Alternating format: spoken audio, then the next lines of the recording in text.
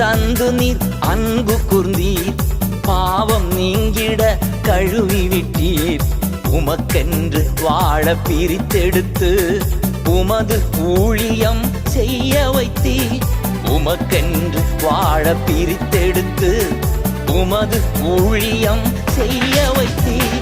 நன்றி தகப்பனே, நன்மை செய்தீரே. நன்றி தகப்பனே, நன்மை செய்தீரே. நன்றி பலிபீடம் கட்டுவோ, நல்ல தெய்வம் நன்மை